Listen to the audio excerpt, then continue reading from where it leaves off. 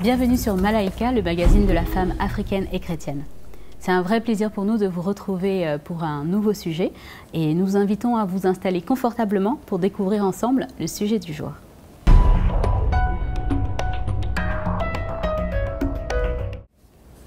Donc voilà, comme vous le découvrez à l'instant, le sujet c'est couple en crise.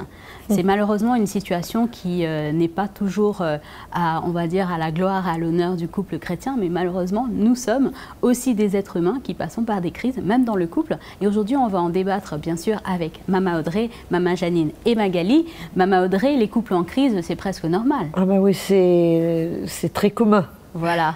Et on va voir, est-ce qu'on peut s'en sortir de la crise? C'est sûr. Voilà. C'est un message d'espérance, Malaika. Hein. C'est jamais la défaite. Exactement. Donc voilà, comme on a entendu, déjà, il y a une petite note d'espoir. Est-ce qu'on peut s'en sortir? La réponse est presque déjà donnée par Mama Audrey, mais on va voir quelles sont les différentes étapes pour arriver à ce succès. Donc avant de rentrer dans le vif du sujet, nous allons passer à la rubrique de Mag.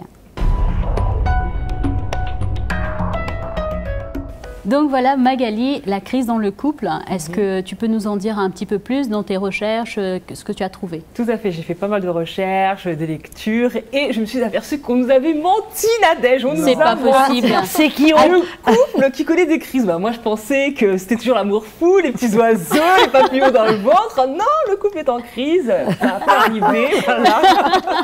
Ce n'est pas l'histoire romantique, voilà. Un jour mon prince viendra, exactement. Ils vivèrent heureux et eurent beaucoup d'enfants. Moi je pensais que c'était le bonheur, mais Roméo et Juliette. Voilà.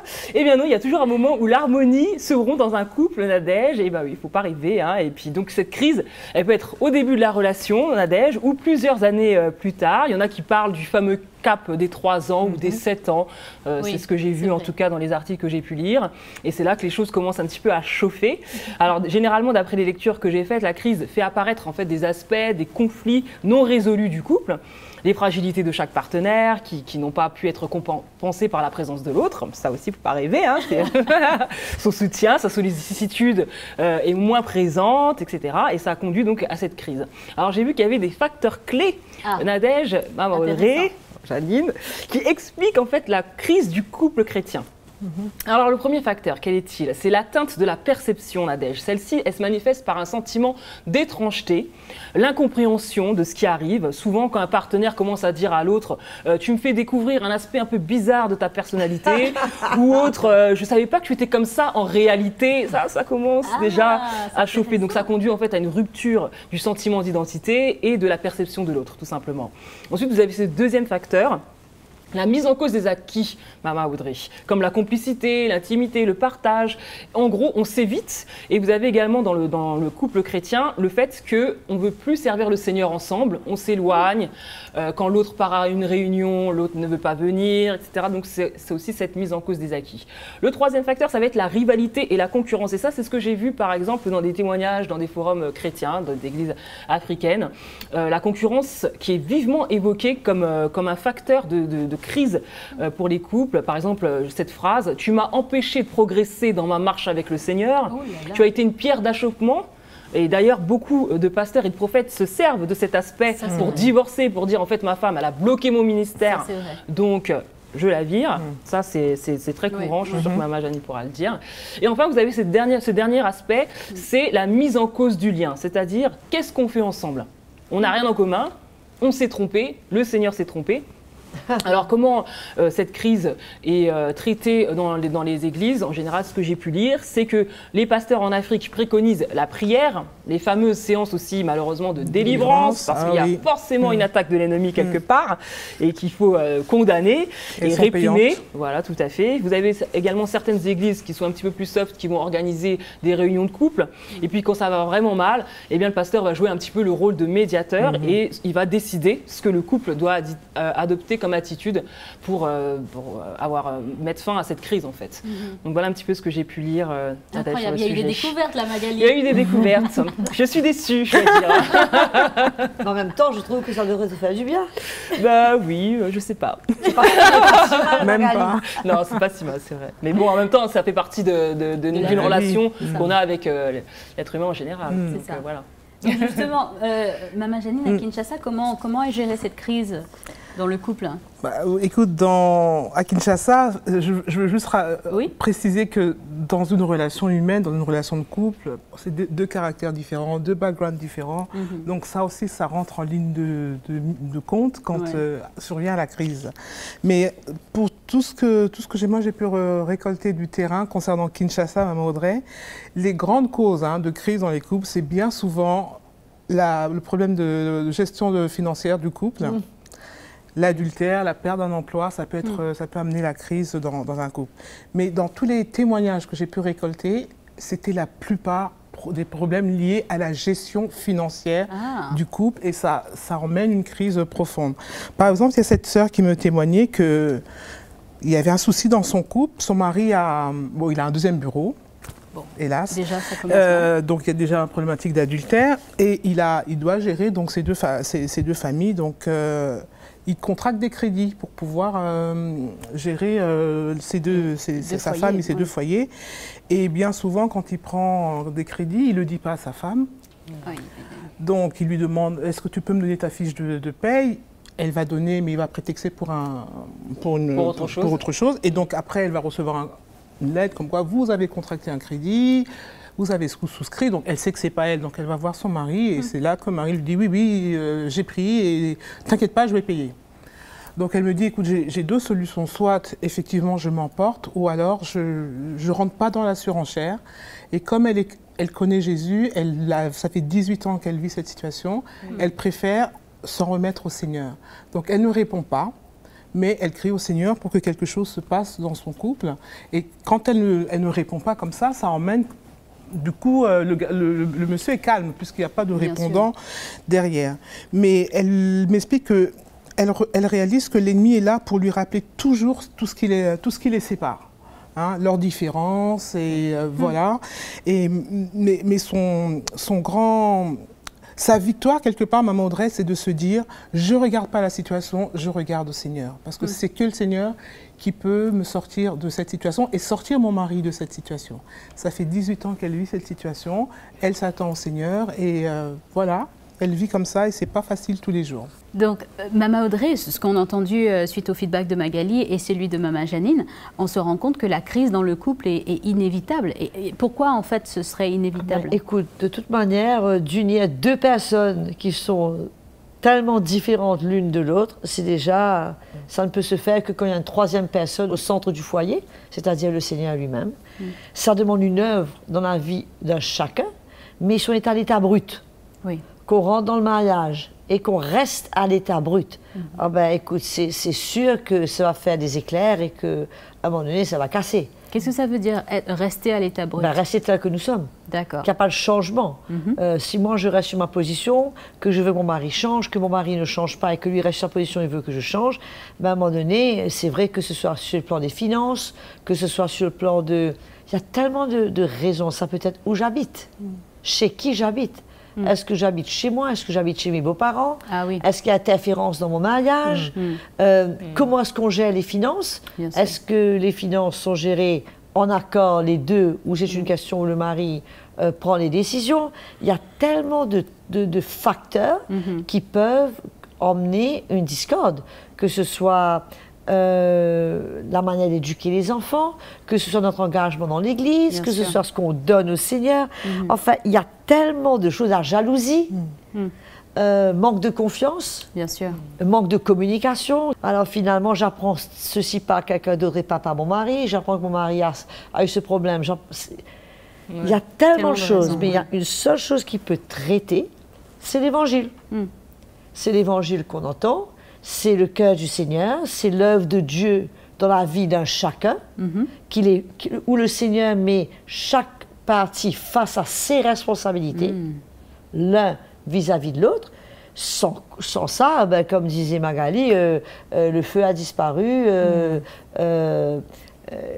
les papillons dans le ventre n'existent plus, ça dure 3 ans, ça dure 7 ans, je ne sais pas combien de temps ça dure, mais en tout cas pour moi... Je pense que ça a duré 3 ans, mais les problèmes sont venus très très vite, puisque, oui, on était tellement différents. Je disais à mon mari, tu sais quoi, on était à 2, mais je suis seule. Lui, il aimait le bridge, le foot. Moi, j'aimais voir un petit film à la télévision, je sais trop quoi, à un moment donné. Le gap, l'écart se creusait. Oui. Et à un moment donné, on se dit, mais qu'est-ce qu'on fait ensemble? On se dit, qu'est-ce qu'on fait ensemble? Moi qui gérais les finances, il ne prenait pas certaines responsabilités. Moi, je prenais des responsabilités qui n'étaient pas les miennes. C'était des conflits permanents. À un moment donné, on se dit, mais ça sert à quoi? Bien sûr. Ça sert à quoi si le Seigneur n'était pas rentré au milieu de notre couple pour calmer les choses et dire, attendez un petit coup, laissez-moi réparer tout ça? Ah ben, c'est sûr qu'aujourd'hui, on aurait été séparés l'un de l'autre. Bien sûr. Donc, il n'y a rien d'automatique. Ce n'est pas le fait que je suis mariée qui fait qu'on va rester ensemble. Oui, c'est ça. Ben non, on va dire, ben, le Seigneur nous a unis, qu'est-ce qui va nous séparer? Ben non. C'est ça. Il y a 1000 choses qui nous séparent. Il y a beaucoup plus de choses qui nous séparent que des choses qui nous unissent. Et justement, et on voit que dans les caps de 3 ans ou de 7 ans, en fait, ça peut arriver un peu à n'importe quel moment, la crise. Et on a même un jeune couple qui est avec nous, qui est Sloane et Maëva de La Réunion. Donc justement, Sloane, vous avez fait face à une grosse crise. Est-ce que vous pouvez nous en parler et surtout, depuis combien de temps vous étiez mariés quand cette crise a commencé? Alors, cela fait 5 ans qu'on est mariés, Maëva et moi-même. Et au bout de notre 3e année de mariage, on a connu une grosse période de crise, elle et moi. Dû à peut-être beaucoup de frustration, beaucoup d'incompréhension. La vie de jeunes mariés, de nouveaux mariés. On se découvre l'un et l'autre et on retombe un peu de toute la féerie du mariage. Et on vient dans la réalité du mariage et cela nous a amené quelque part à nous séparer pendant une période de 7 ou 8 mois à peu près.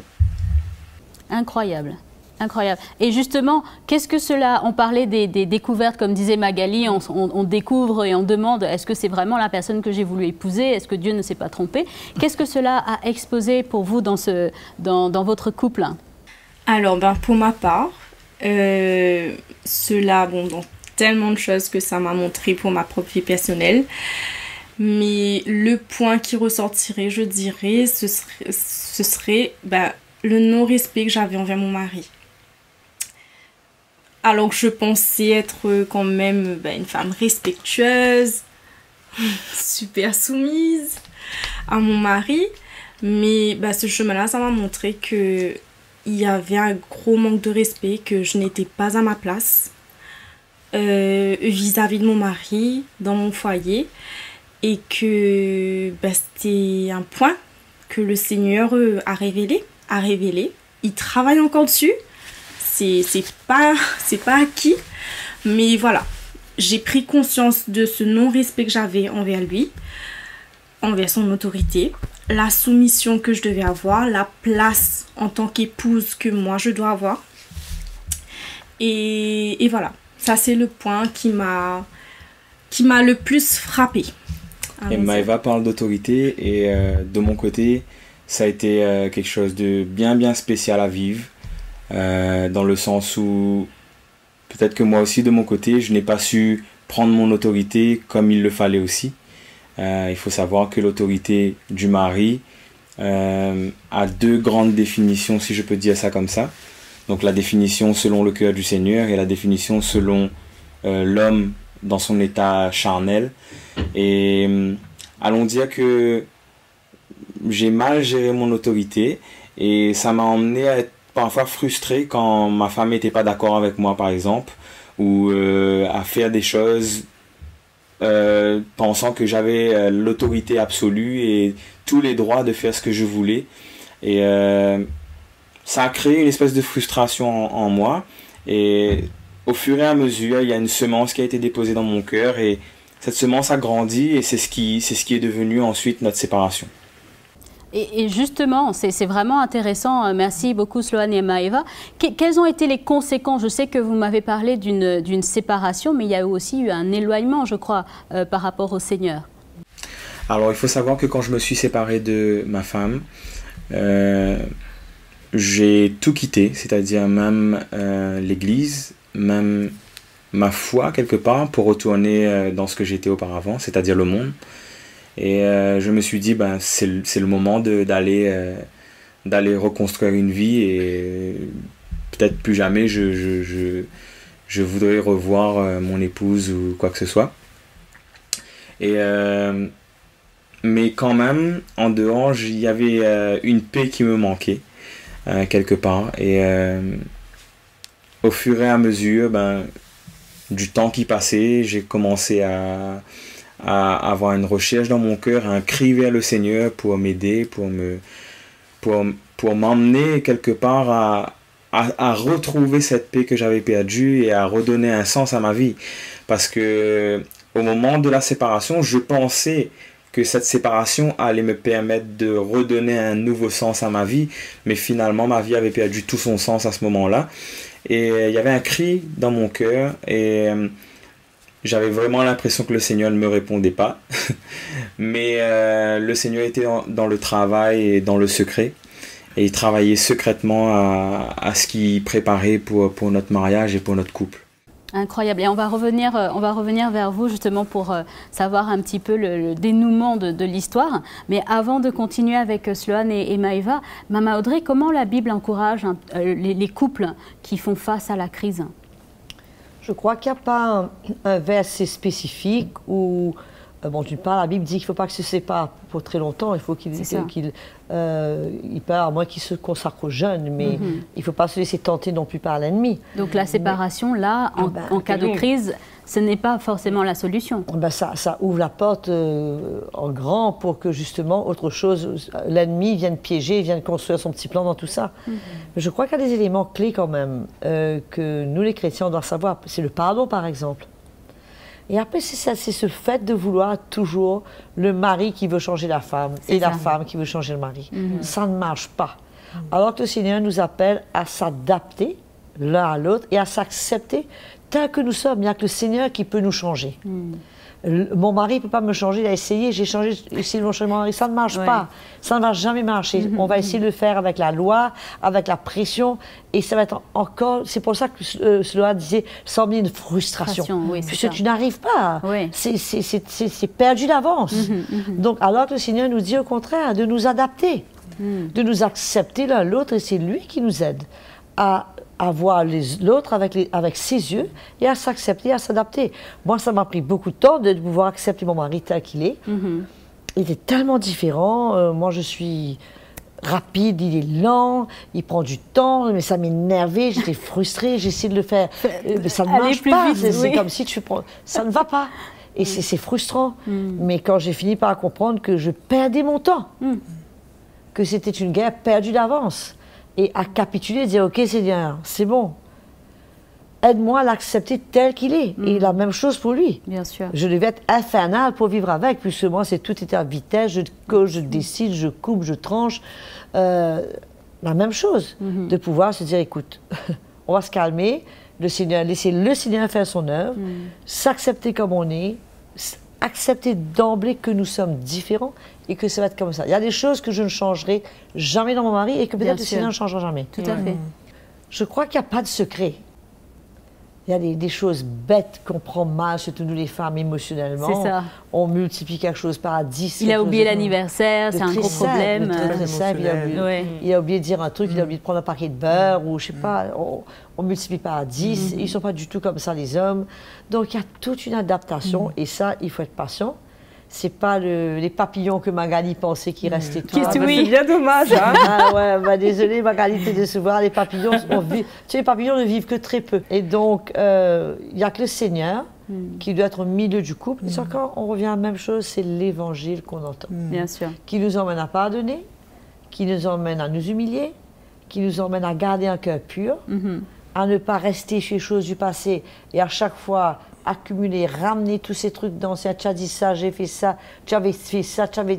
Mais on n'arrive pas à construire. Mais ça n'est pas non plus évident quand on a au quotidien la personne qui refait et refait et refait sans arrêt certainement les gestes ou les paroles ou l'attitude qui nous agace, qui nous énerve. Mais le Seigneur n'a jamais dit que ça devait être évident. Il n'a jamais dit que ça devait être facile. C'est sûr.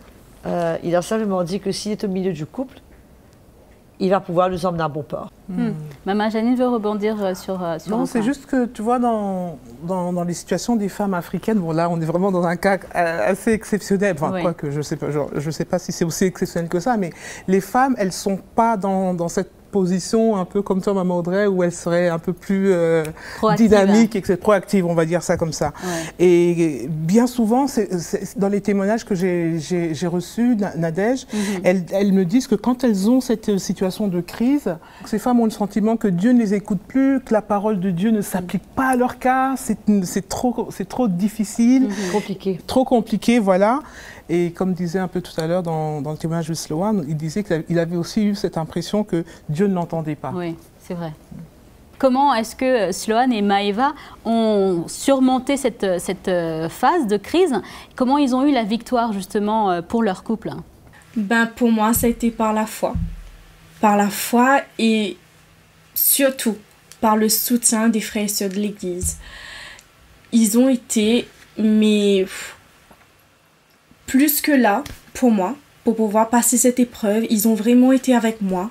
Ils ont pleuré avec moi, ils ont prié avec moi, ils ont jeûné pour notre couple.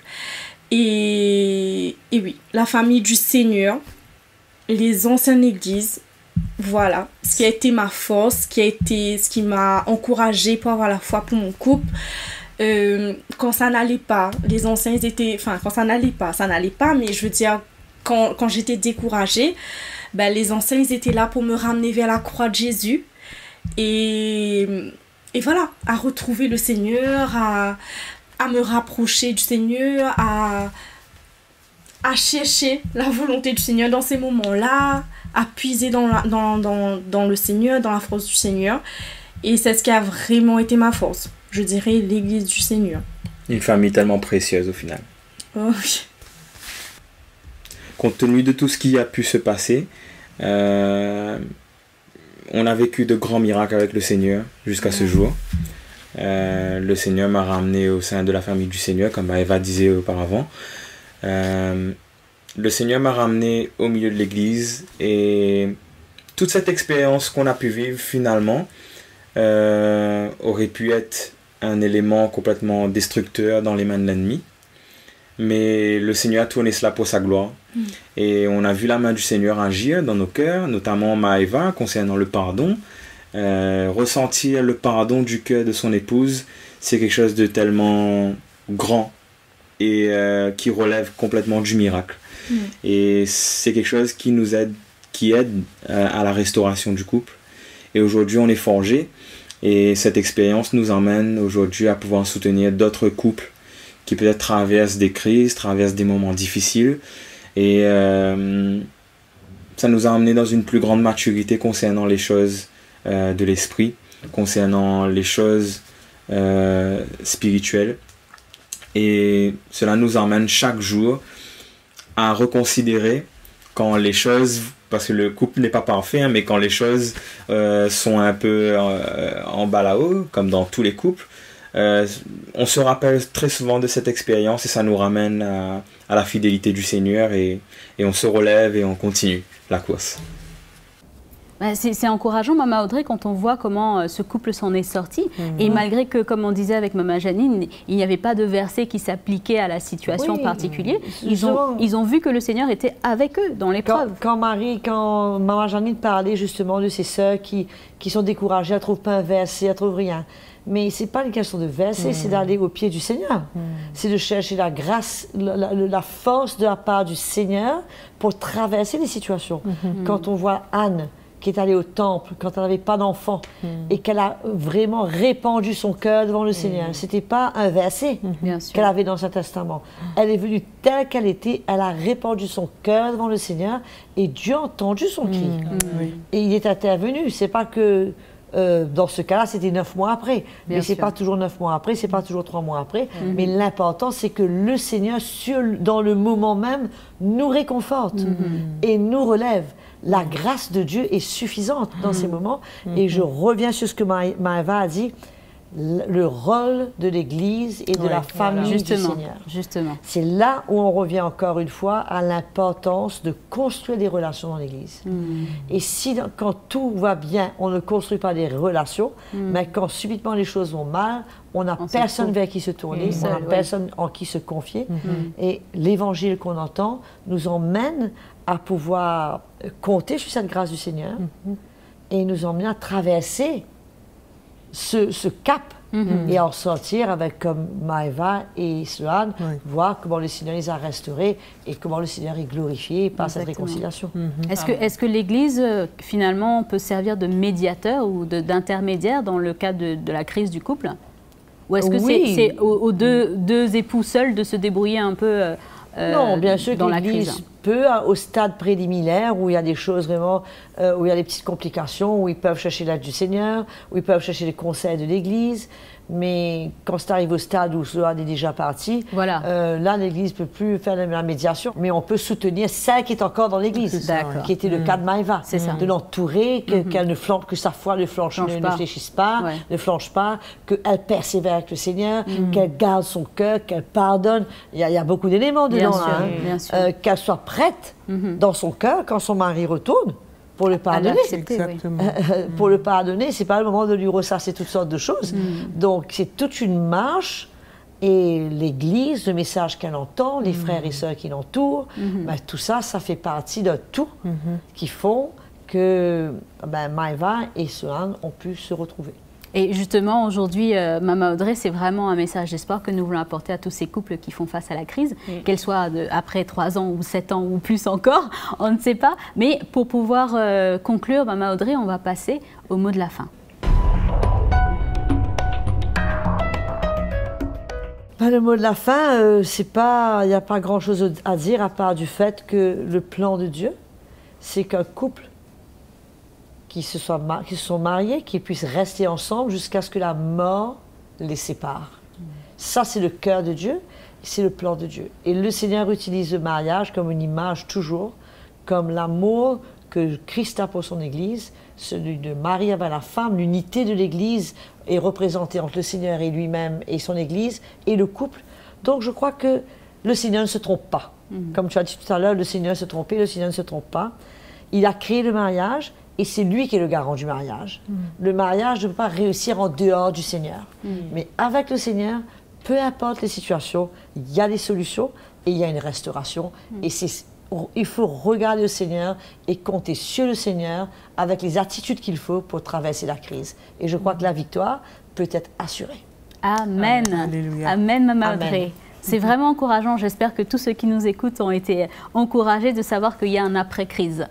Le divorce n'est pas une solution. Voilà, ni la séparation physique, comme on a entendu tout à l'heure. Merci en tout cas à Maman Audrey, merci Maman Janine et Magali. Et bien sûr, merci à Maëva et à Sloane d'avoir été courageux pour nous donner ce témoignage. J'espère que vous avez été édifiés aujourd'hui par les témoignages et les partages.